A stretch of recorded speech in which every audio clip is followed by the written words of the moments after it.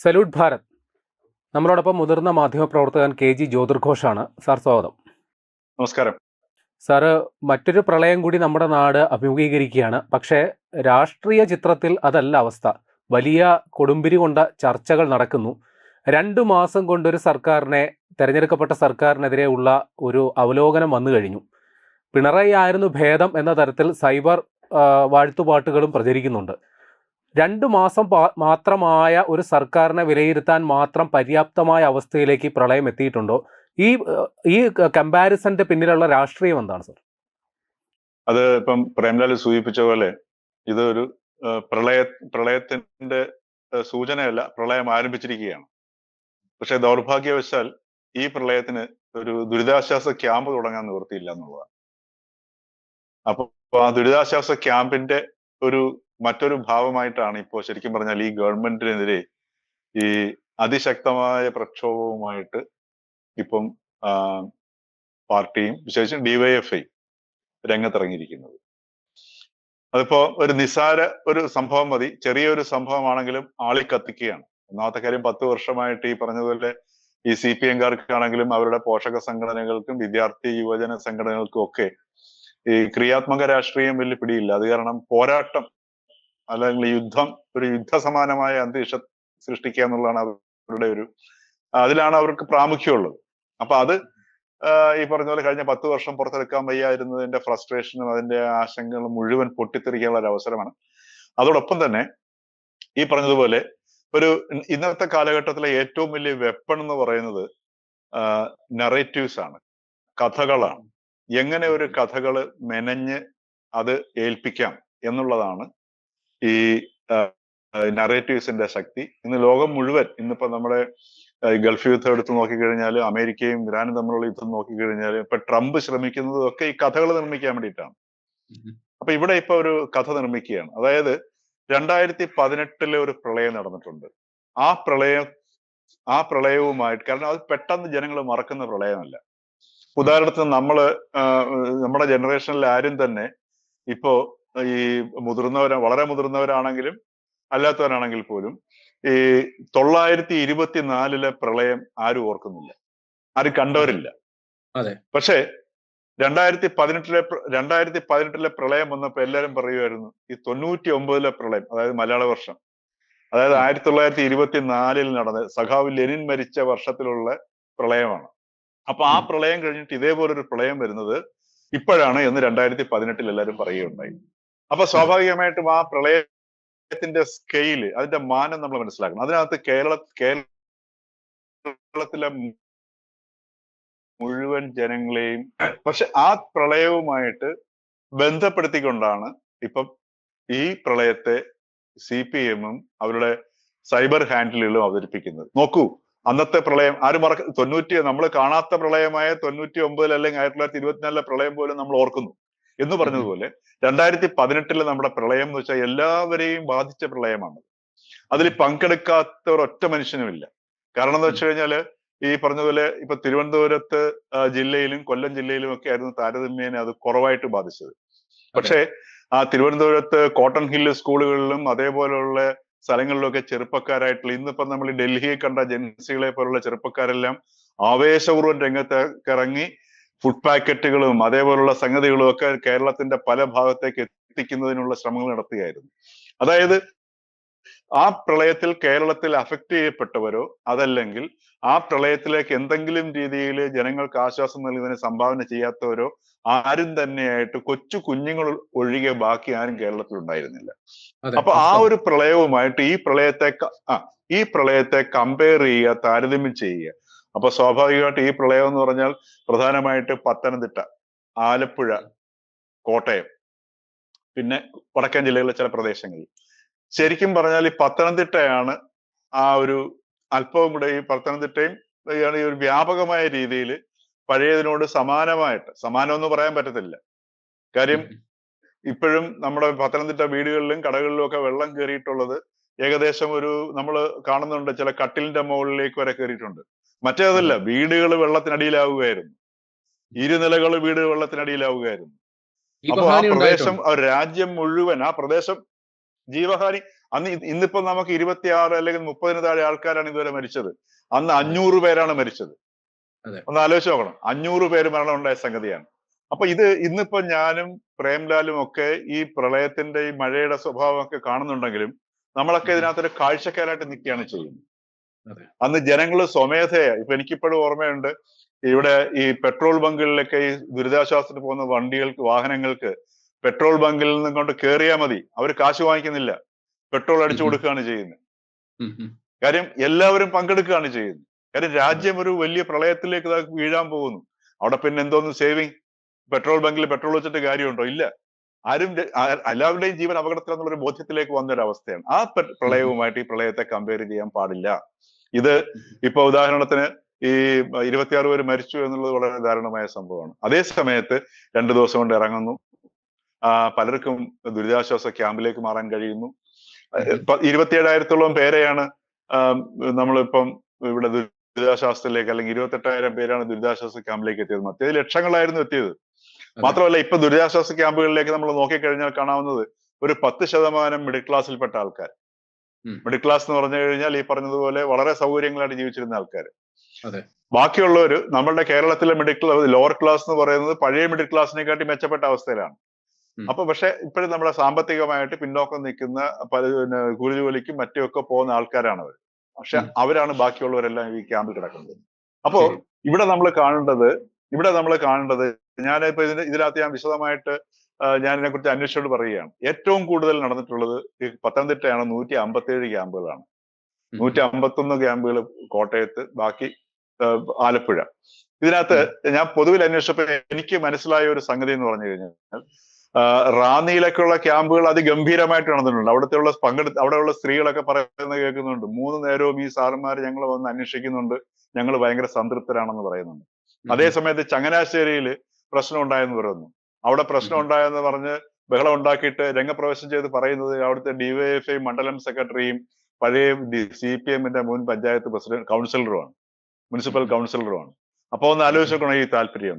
അപ്പൊ ഇങ്ങനെ ഒരു നറേറ്റീവ് 2018 വെള്ളപ്പൊക്കവുമായിട്ട് താരതമ്യം ചെയ്ത് അത് പിണറായി വിജയനാണ് ഭേദം എന്ന ഒരു നറേറ്റീവ് സൃഷ്ടിക്കുന്നതിന് വേണ്ടി ബോധപൂർവമായ ഒരു ശ്രമം ഈ ദുരന്തത്തെ മുൻനിർത്തിക്കൊണ്ട് നടക്കുന്നു എന്നുള്ളത് ഒരു യാഥാർത്ഥ്യമാണ്. പക്ഷെ ഇവിടെ സാർ ഒരു പബ്ലിക് ഓഡിറ്റിംഗിന്റെ ഒരു സാധ്യത വരുന്നുണ്ടല്ലോ സാർ. കാര്യം ഒരു 2018 ഒരു വലിയ പ്രളയം ഉണ്ടായി, വലിയ സേഫ്റ്റി മെഷേഴ്സിനെ കുറിച്ച് നമ്മൾ ചർച്ചകൾ കൊണ്ടുവന്നു, വമ്പൻ പദ്ധതികളുടെ പ്രഖ്യാപനം വന്നു. പക്ഷെ ഇപ്പോഴും ആ പശു ആ കുറ്റികൾ തന്നെ കെട്ടിക്കിടന്ന് കറങ്ങിക്കൊണ്ടിരിക്കുകയാണ്. ആ പശുവാണ് ഇപ്പൊ വെള്ളത്തിനടിയായിരിക്കുന്നത്.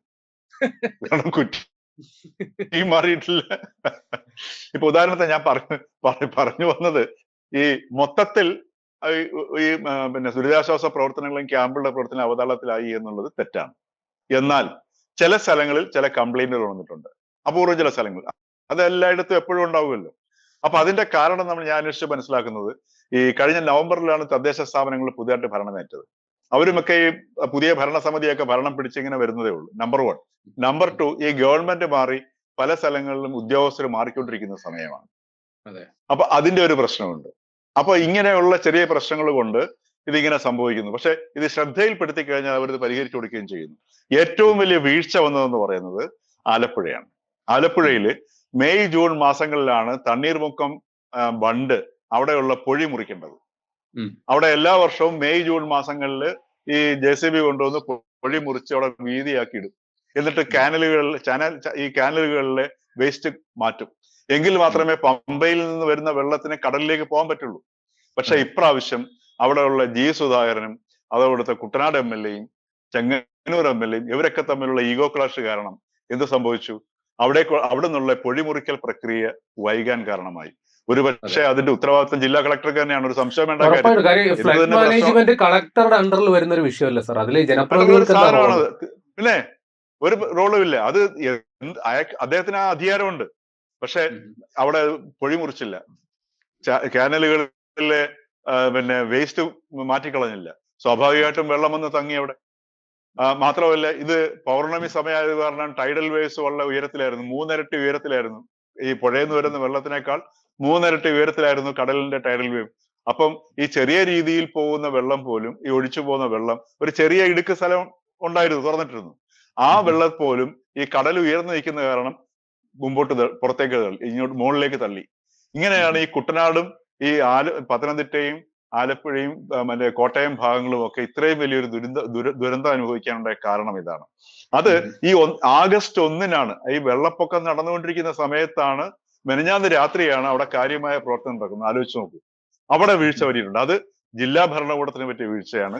അത് ഈ പറഞ്ഞതുപോലെ ഒരു ഗവൺമെന്റ് ആ കാര്യത്തിൽ ഒരു കാര്യം കൂടി പറഞ്ഞു പോകണം. ആ കളക്ടറും പുതിയ ഒരാളാണ്, ആലപ്പുഴയിൽ പുതിയതായിട്ട് വന്നൊരു കളക്ടർ കൂടിയാണ്. അതെ, പുതുതായിട്ട് വന്ന ഒരാളാണ്. അതാ പറഞ്ഞത്, ഇത്തരത്തിലുള്ള പ്രശ്നങ്ങളുണ്ട്. പക്ഷെ എങ്കിൽ പോലും ഒരു ചില കാര്യങ്ങൾ പ്രയോറിറ്റൈസ് ചെയ്യുന്നതിൽ ഈ പറഞ്ഞ ഈ ഗവൺമെന്റിന്റെ തുടക്കമായതിന്റെ പ്രശ്നങ്ങൾ ഉണ്ടാവാം, പരിചയക്കുറവിന്റെ പ്രശ്നങ്ങൾ ഉണ്ടാവാം, ഇങ്ങനെ പല പ്രശ്നങ്ങളുണ്ട്. പക്ഷെ അതൊരു വീഴ്ചയാണ്, നമ്മൾ ഇല്ലാന്ന് പറഞ്ഞിട്ട് കാര്യമില്ല. പക്ഷെ ഈ അവസരത്തില് ഒരു കാര്യത്തിൽ കൂടി നമുക്ക് ചർച്ച കൊണ്ടുപോകേണ്ടതുണ്ട്. കാരണം 2018 പ്രളയ സമയത്ത് സാറ് പറഞ്ഞതുപോലെ എല്ലാവരും കൈമൈ മറന്ന് ഒറ്റക്കെട്ടായിട്ട് പ്രവർത്തിച്ച ഘട്ടമാണെങ്കിൽ അന്ന് സോഷ്യൽ മീഡിയയ്ക്കും ചാനലുകൾക്കും കൃത്യമായ റോൾ അന്നുണ്ടാവും. രക്ഷാപ്രവർത്തന മോഡിലായിരുന്നു അവര്. പക്ഷെ ഇപ്പോ ഇത് മാറി ചില പ്രൊപ്പഗൻഡകളുടെ ഭാഗമായിട്ട് ചില ചാനലുകൾ പ്രവർത്തിക്കുന്നുണ്ട്. പ്രത്യേകിച്ച് ആ ചങ്ങനാശ്ശേരിയിലെ ഇൻസിഡന്റ് ഒരു ജനപ്രതിനിധിയെ പരസ്യ വിചാരണ ചെയ്യുന്ന മട്ടിലായിരുന്നു കാര്യങ്ങളൊക്കെ മുന്നോട്ട് പോയത്. അത് എത്രത്തോളം അനുവദിച്ചു കൊടുക്കാൻ സാധിക്കും നമുക്ക്? അത് ഞാൻ പറയാം, അതൊരു സാമൂഹ്യ വിരുദ്ധ പ്രക്രിയയാണ്. കാരണം ഒരു ദുരന്തം നടക്കുന്ന സമയത്ത് 2018 ദുരന്തത്തിന്റെ അവസ്ഥയിലായിരിക്കണം ഒരു സമൂഹം പ്രവർത്തിക്കേണ്ടത്. കാരണം സാമൂഹ്യ മാധ്യമങ്ങളാണെന്ന് മുഖ്യമായ റോള് വഹിച്ചത്. അതായത് എവിടെയൊക്കെ അരിയുടെ പ്രശ്നമുണ്ട്, തുണിയുടെ പ്രശ്നം, ഇപ്പൊ ഞാൻ പോലും കൊണ്ടുകൊടുത്തിട്ടുണ്ട്. ഞാനിവിടെ കാക്കനാടാണ്. അപ്പൊ ഇവിടെ ഈ ഒരു സ്ഥലത്തിന്റെ പേര് ഞാൻ മറന്നുപോയി. അവിടെ ഞങ്ങളിവിടെ എല്ലാം കൂടെ ചേർന്നിട്ടാണ് അവസാനം അവിടെ അരിയുടെ പ്രശ്നമുണ്ടെന്ന് ഞങ്ങൾ അവിടെ അരി എത്തിക്കുകയാണ് ചെയ്യുന്നത്. ഈ ഒരു മെസ്സേജ് വരുന്നു, ഞങ്ങൾ അതിന് മണിക്കൂറുകൾക്കല്ല, 1 മണിക്കൂർ പോലും എടുത്തില്ല. അതിനു മുമ്പ് നമ്മൾ അവിടെ ആൾക്കാർ നമ്മൾ ചോദിക്കുന്നതിന് മുമ്പ് തന്നെ എടുത്തുകൊണ്ട് വരുന്ന അവസ്ഥയായിരുന്നു വീടുകളിലിരിക്കുന്ന അരിയൊക്കെ.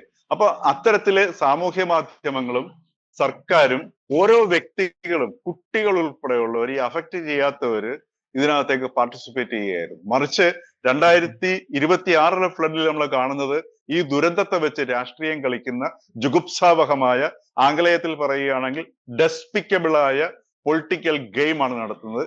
അതിന്റെ ലക്ഷ്യം എന്ന് പറഞ്ഞാൽ പിണറായി ആയിരുന്നു ഭേദം എന്ന നറേറ്റീവിലേക്ക് സാധനം കൊണ്ടുവരിക. അത് ഒരു ഗവൺമെന്റിനെ വിലയിരുത്തണമെങ്കിൽ ഒരു 6 മാസം കഴിയണം. കാരണം ഗവൺമെന്റ് എന്ന് പറഞ്ഞ ഒരു മെഷീനറിയാണ്. ആ മെഷീനറിയുടെ അത് മാറ്റി ഒരു പുതിയ സർക്കാർ വരുമ്പോൾ അവരുടേതായ മെഷീനറിയെ ക്രിയേറ്റ് ചെയ്തുകൊണ്ടിരിക്കുന്ന ഒരു സമയമാണ്. ഉദാഹരണത്തിന് ഇപ്പോ റാന്നിയിലൊക്കെ യഥാർത്ഥത്തിൽ ഈ ഡിവൈഎഫ്ഐ പ്രവർത്തകർ പോലും അവിടെ ഈ പൊളിറ്റിക്കൽ ഗെയിനിന് പോകാതെ അവർ രക്ഷാപ്രവർത്തനത്തിൽ ഏർപ്പെടുന്നുണ്ട്. കാര്യം എന്താ? അവിടെ അവർക്ക് എന്റെ ഗ്രൗണ്ട് റിയാലിറ്റി അറിയാം. ഞാൻ അവിടെ റാന്നിയിലുള്ള ഡിവൈഎഫ്ഐക്കാരെ നമ്മൾ കുറ്റം പറയുന്നില്ല. കാരണം അവരുടെ ഒരു ആവശ്യം അവർക്ക് തോന്നുകയും അതിന്റെ ഗൗരവം മനസ്സിലാക്കി അവർ പ്രവർത്തിക്കുകയും ചെയ്യുന്നു.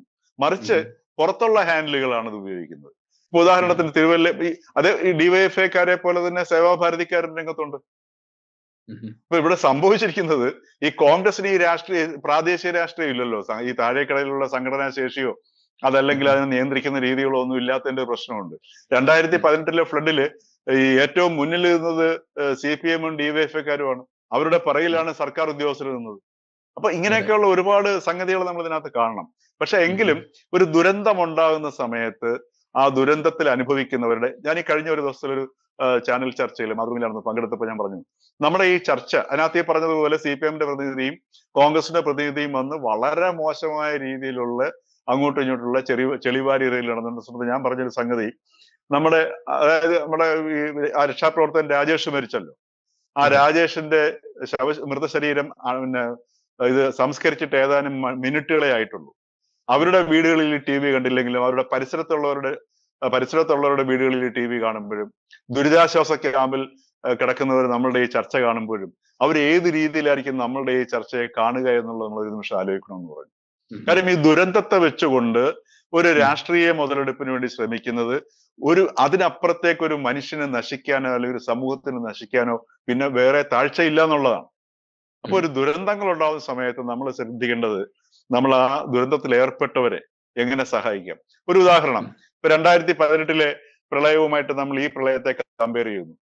അങ്ങനെ കമ്പയർ ചെയ്യുകയാണെങ്കിൽ ഇപ്രാവശ്യം നമുക്ക് ഓണം മാറ്റി വെക്കണോ വേണ്ടേ, ഓണം ആഘോഷിക്കണോ വേണ്ടേ?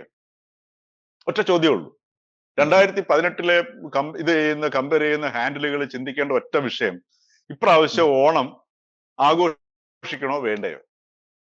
നമ്മൾ അന്ന് 2018 ഓണം ആഘോഷിച്ചില്ല, ആഘോഷിക്കാൻ ആർക്കും തോന്നിയതുമില്ല, അങ്ങനെ ആഘോഷിക്കാവുന്ന അന്തരീക്ഷമായിരുന്നില്ല. പക്ഷെ ഇപ്രാവശ്യം ഓണം ആഘോഷിക്കും, ഗംഭീരമായി ആഘോഷിക്കും. കാര്യം കാരണം എന്ന് വെച്ച് കഴിഞ്ഞാല് ഇപ്പൊ ആഘോഷിക്കേണ്ടത് ഏറ്റവും കൂടുതൽ ഈ ദുരിതം അനുഭവിച്ച പ്രദേശങ്ങളിലുള്ള ആൾക്കാർക്ക് കൂടി ആവശ്യമാണ്. നമുക്ക് ഈ ഓണം എന്ന് പറയുന്നത് ചുമ്മാ അത് ഊഞ്ഞാല് വിട്ട് മറ്റേ തിരുവാതിര കളിച്ചും കൈകൊട്ടിക്കളിയും കളിക്കാനുള്ള സംഗതി മാത്രമല്ല, കേരളത്തിൽ നടക്കുന്ന ഏറ്റവും വലിയ എക്കണോമിക് ആക്ടിവിറ്റിയുടെ സമയമാണ്. ഇനിയിപ്പോ ഓണത്തിന് 2-3 ആഴ്ചയുണ്ട്.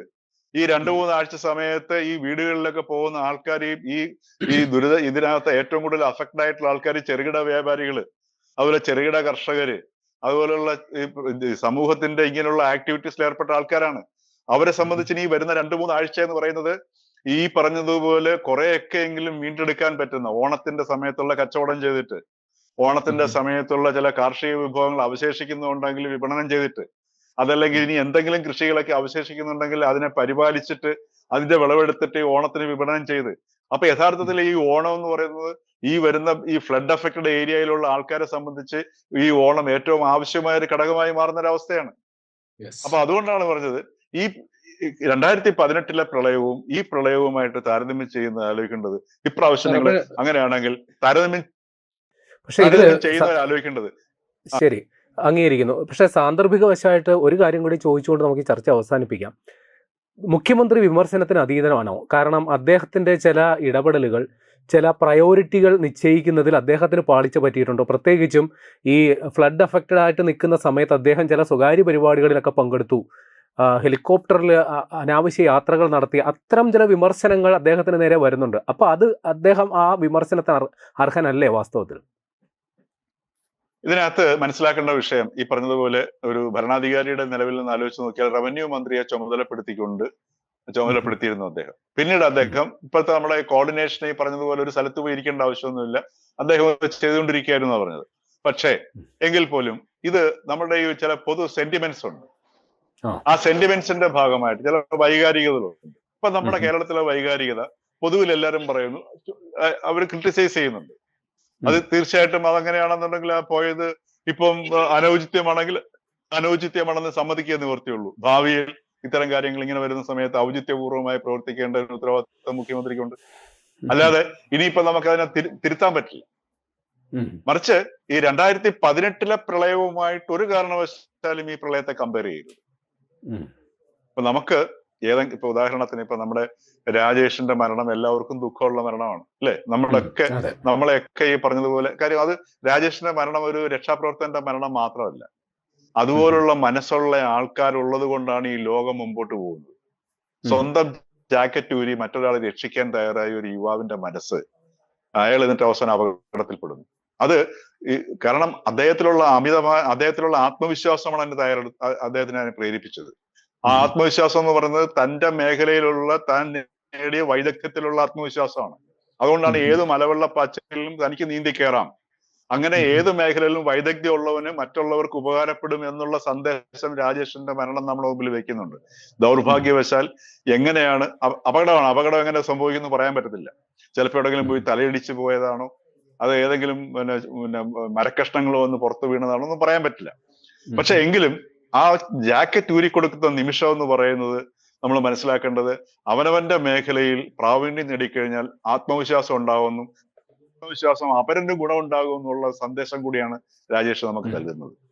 അപ്പോ ഇങ്ങനെയുള്ള ഒരുപാട് അപ്പം ഈ രാജേഷിന്റെ മരണവും അതേപോലെ തന്നെ ഈ വെള്ളപ്പൊക്കത്തിൽ മരിച്ച 26-27 പേരുടെ മരണവും അവശേഷിക്കുന്ന കുടുംബങ്ങളിലെല്ലാം ഒരേ വികാരമാണ് ഉണ്ടാക്കുന്നത്, അല്ലെ? അത് അപ്പൊ ശരിക്കും പറഞ്ഞു കഴിഞ്ഞാൽ ഈ അതേപോലെ തന്നെ മരണമില്ലാത്ത ദിവസങ്ങളുണ്ടോ? ഒരു ദിവസം നമ്മളുടെ ഇക്കണക്കിന് നമ്മൾ ഇതൊക്കെ ഇവിടെയും സ്റ്റോറിയാണ് വരുന്നത്. അപ്പൊ രാജേഷിന്റെ മരണം നമുക്ക് എല്ലാവർക്കും വലിയ ദുഃഖമുണ്ടാവാൻ കാരണം അതിന്റെ പിന്നിൽ ഒരു സ്റ്റോറി ഉള്ളതുകൊണ്ടാണ്. എന്ന് പറഞ്ഞാൽ ഒരു ദിവസം കേരളത്തിലെ 10-11 പേര് ഈ പറഞ്ഞതുപോലെ ഈ റോഡ് ആക്സിഡന്റിൽ മരിക്കുന്നുണ്ട്. അങ്ങനെയാണെന്നുണ്ടെങ്കിൽ നമുക്ക് ഓണാഘോഷം ആഘോഷിക്കാൻ പറ്റുമോ? മുഖ്യമന്ത്രിക്ക് ഒരു ചടങ്ങിൽ പങ്കെടുക്കാൻ പറ്റുമോ? 10,000 ഇഷ്ടം പേര് ഒരു വർഷം കേരളത്തിൽ ഏറ്റവും കൂടുതൽ മരിക്കുന്നത് റോഡ് ആക്സിഡന്റിലാണ്. എത്രയോ പേര് ജീവച്ഛവങ്ങളായിട്ട് അംഗവൈകല്യം സംഭവിച്ചു മാറുന്നു. അപ്പൊ അത് നമ്മൾ തിരിച്ചറിയുന്നില്ല. അപ്പൊ ഇത് നമ്മുടെ ഈ പറഞ്ഞതുപോലെ എങ്കിൽ പോലും ഒരു പൊതു സെന്റിമെന്റ്സ് ഒരു സംഭവം ഉണ്ടാവുമ്പോഴത്തേക്ക് സ്വാഭാവികമായിട്ട് ഒരു വികാരം ഉണ്ടാവുന്നുണ്ടെങ്കിൽ അത് ഭാവിയിൽ അത് ശ്രദ്ധിക്കേണ്ട സംഗതിയാണ്. കാരണം പോലെ അനൗചിത്യം, ഇപ്പൊ നമുക്ക് അനൗചിത്യം എന്ന് പറയുന്നു. ഇപ്പൊ ഞാൻ പ്രേംലാലിത് അനൗചിത്യം എന്ന് കാണുന്ന സമയത്ത് നമുക്ക് മാനസികമായി ഉണ്ടായ ഒരു അസ്വസ്ഥതയാണ്.